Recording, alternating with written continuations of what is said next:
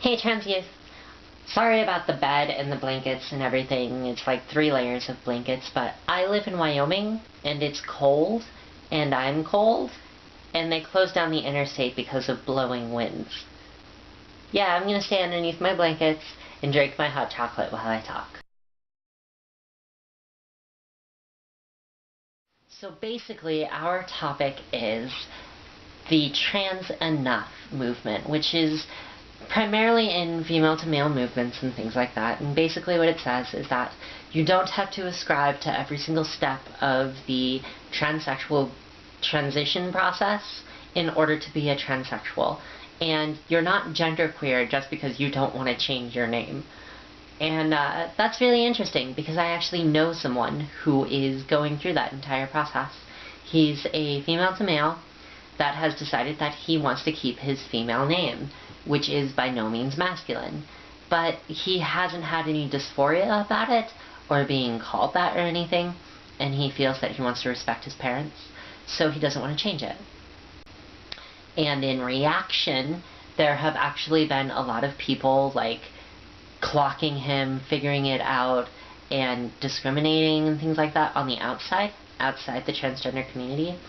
And inside, I've noticed a lot of people feeling really confused about it, which I think is fine. I don't particularly care. But it's basically that kind of thing. Like, because he wants to keep his female name, that makes him not a transsexual man, which isn't true. The question is, does this happen on the female side? My short answer to this is yes, it is. It's just a lot less solid of an ideal, and it doesn't occur as often.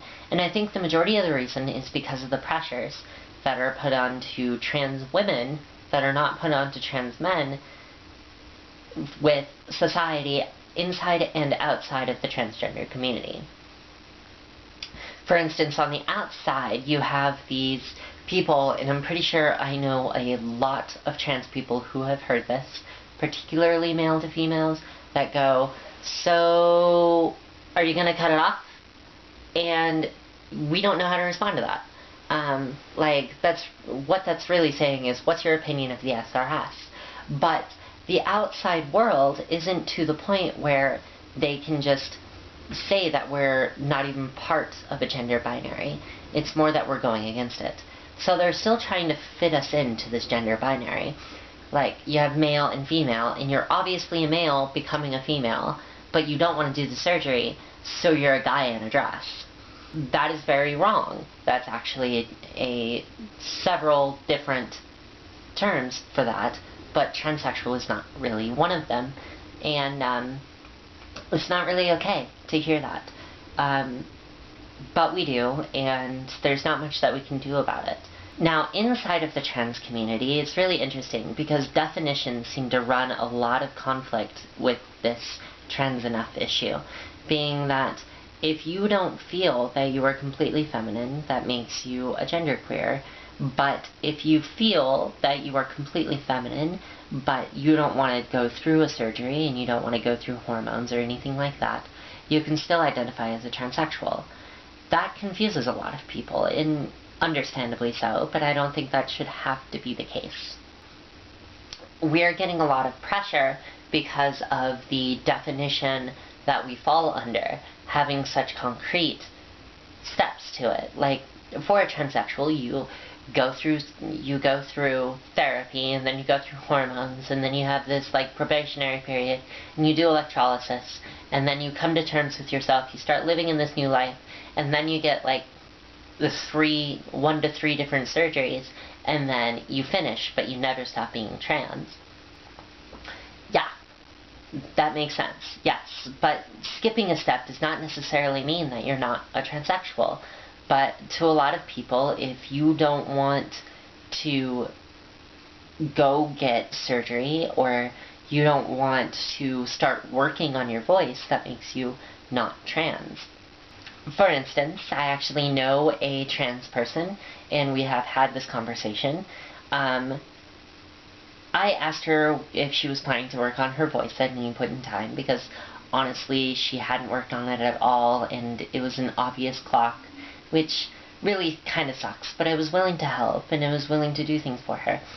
Well, then she told me that the fact that she changes her voice does not make her anything else. It doesn't make her any more different. And she was actually about to get her SRS. And she was obviously a transsexual woman, and the fact that she didn't want to work on her voice confused me, even though I found nothing wrong with it. And I kind of feel bad about it, honestly, because she's right. She's very right that if you're not willing to change your voice or anything, it doesn't make you not trans. It doesn't make you not want to be female anymore.